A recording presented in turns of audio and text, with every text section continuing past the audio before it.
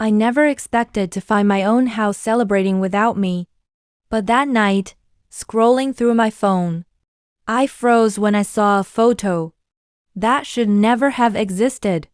A living room I had painstakingly built, overflowing with holiday decorations, tables stacked with food I had not cooked, and smiling faces of people I loved. Yet I was nowhere in sight. Every detail screamed familiarity, yet every detail screamed betrayal.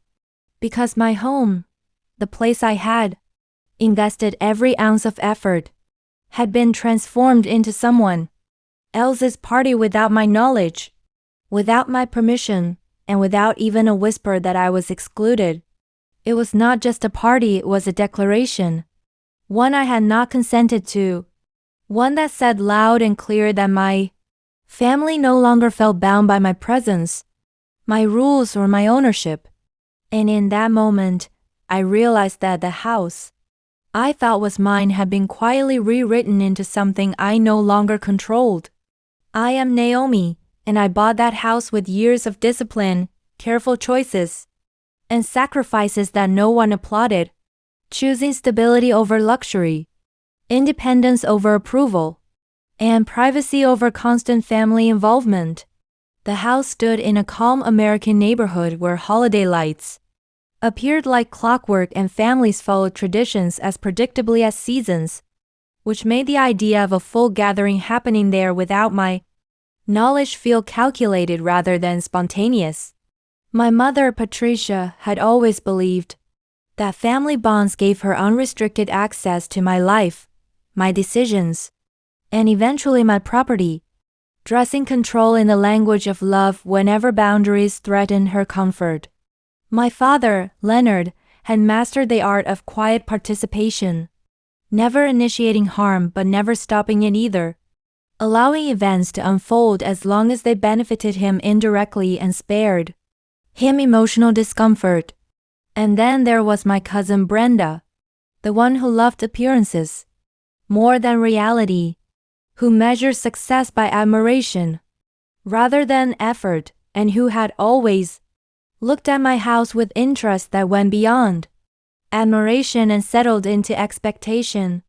Brenda enjoyed hosting because hosting elevated her status, and she understood that offering a beautiful space made people forget whose space it actually was, especially when the real owner stays silent.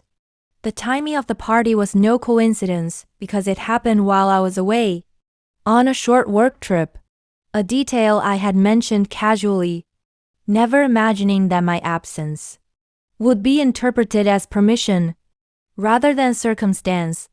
At some point, the spare key I gave my parents out of trust stopped symbolizing safety and started representing entitlement, an unspoken belief that my home was available whenever it suited collective convenience. When I returned days later, the house looked almost the same. But almost is never the same when boundaries are crossed, because spaces remember misuse even when people deny it. Furniture sat slightly out of place. Decorations were stored differently than I had left them, and the air carried a faint trace of activity, like laughter that had no memory of me in it. What hurt was not the physical aftermath, but the understanding that this required planning, coordination, and agreement, meaning more than one person had decided my presence was unnecessary. I walked through each room slowly, touching familiar surfaces, noticing how carefully arranged things had been repurposed for someone else's comfort, and a silence felt heavier than noise ever could. As memories surfaced, I understood this was not a single betrayal, but the visible peak of a long pattern, built through comments about space, jokes about access, and repeated suggestions that family needs should always outrank my boundaries. The party was not about holidays or togetherness, but about testing limits, measuring how much could be taken without resistance, and seeing whether I would accept the erasure quietly. What my family did not realize was that I noticed everything, especially shifts that happened quietly, Because awareness is the only defense when respect slowly disappears. Instead of confronting anyone, instead of reacting emotionally, I chose silence because silence makes people careless. And careless people reveal their true intentions without being asked. I allowed them to believe the party had passed unnoticed, letting the illusion of success settle comfortably around them. Because entitlement grows louder when it feels safe. As days passed, subtle signs confirmed my fears, not through words, but through behavior that suggested familiarity with my home that no longer required permission. It became clear that my house had changed roles in their minds. From my private sanctuary to a shared asset they felt entitled to use, manage, and display. This realization did not break me, but it sharpened something inside me.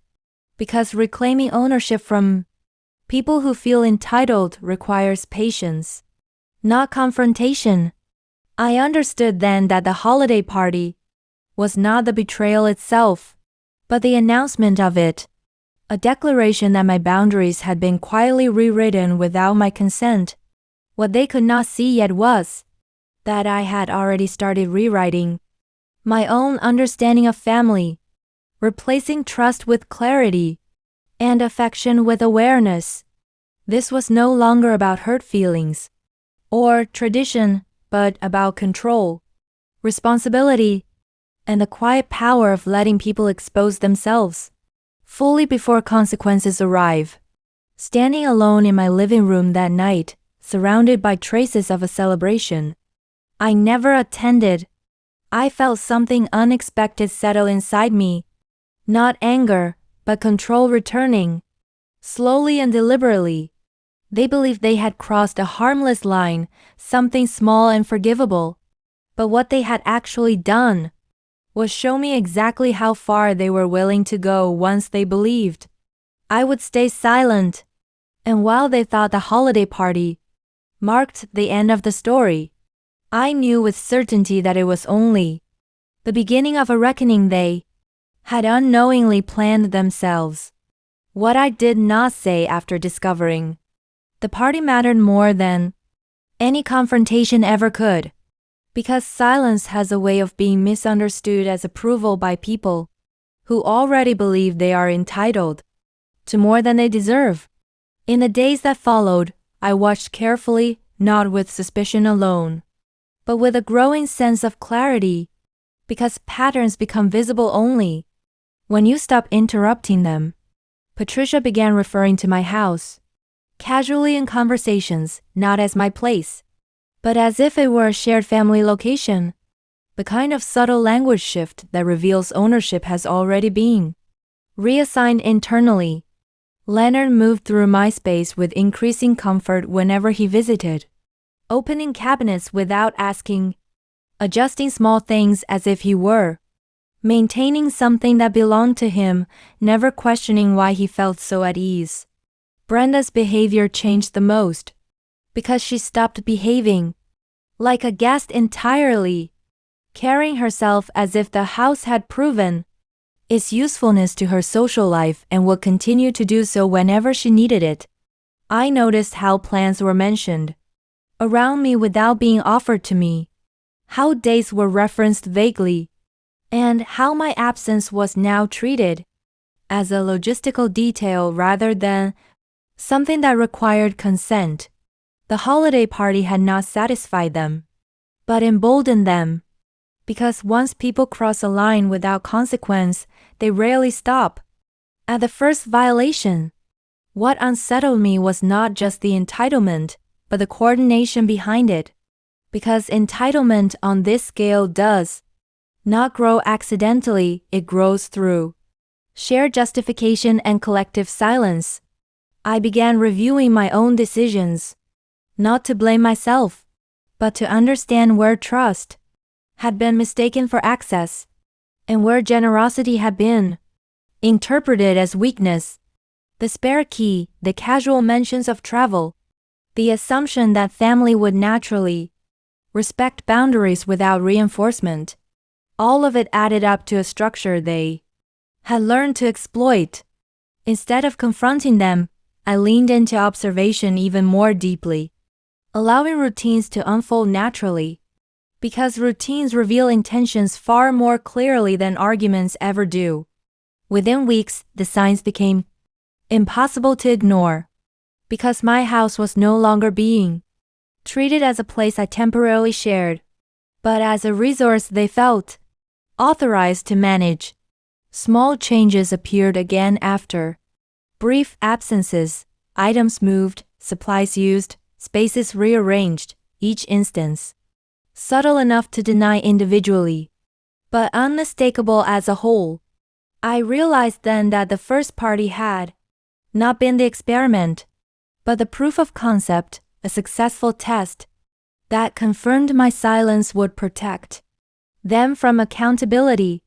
What they did not know was that silence does not always mean forgiveness, and it certainly does not mean ignorance. During this time, I began preparing quietly, not with anger, but with precision, because emotional reactions would only validate their belief that this was a family disagreement rather than a violation of ownership. I started documenting, not obsessively, but consistently, noting dates, changes, and the growing pattern of unauthorized use that had become routine. The documentation was not about revenge yet, but about clarity, because clarity is the foundation of any consequence that lasts. As the next holiday approached, the energy around my house shifted again, not through words but through expectation, an unspoken assumption that the space would once again serve their needs.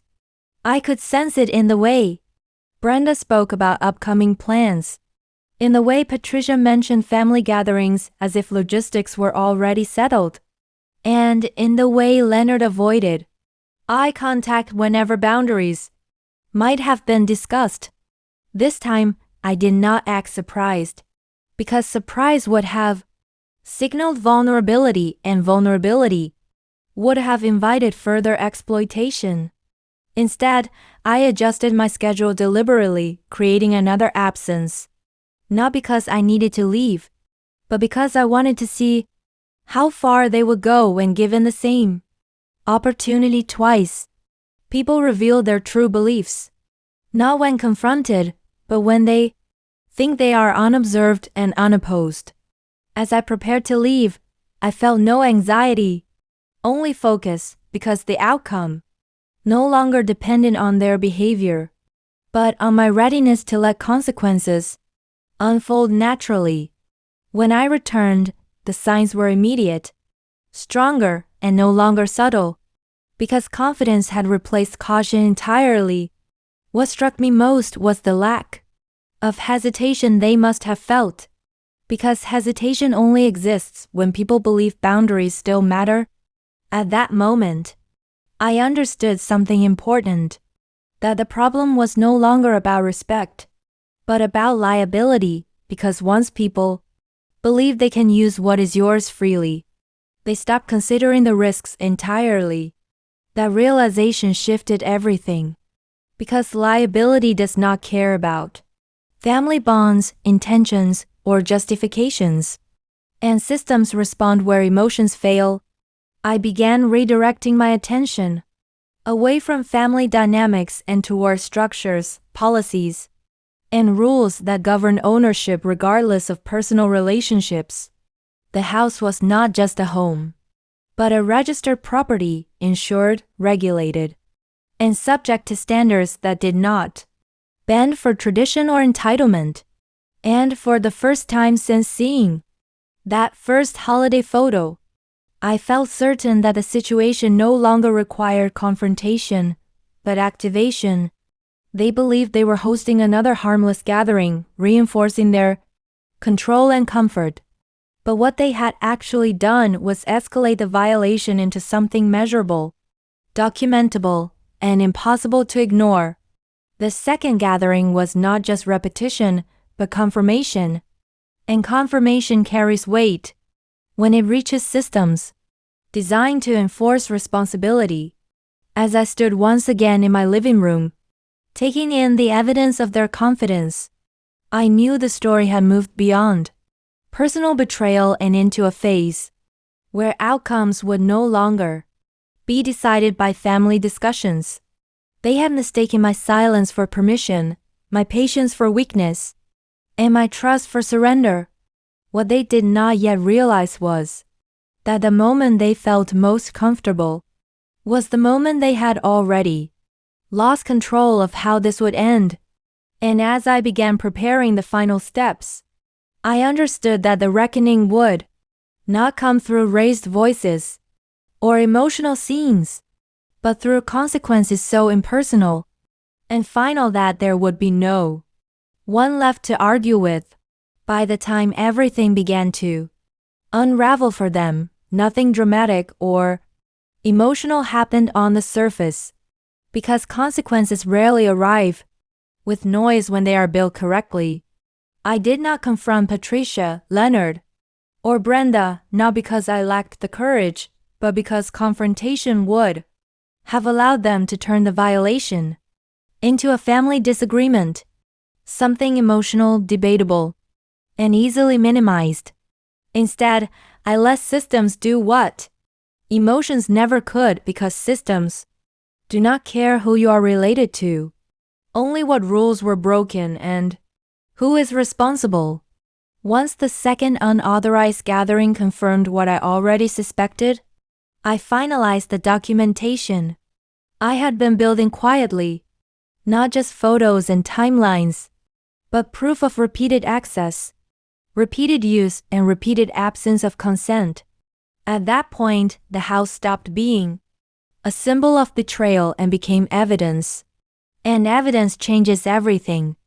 Through standard procedures tied to property insurance and neighborhood compliance, the gatherings were no longer framed as harmless family events, but as unauthorized use of a private residence. While the registered owner was absent, what my family never considered was how quickly entitlement collapses once it enters a system that measures liability instead of intention.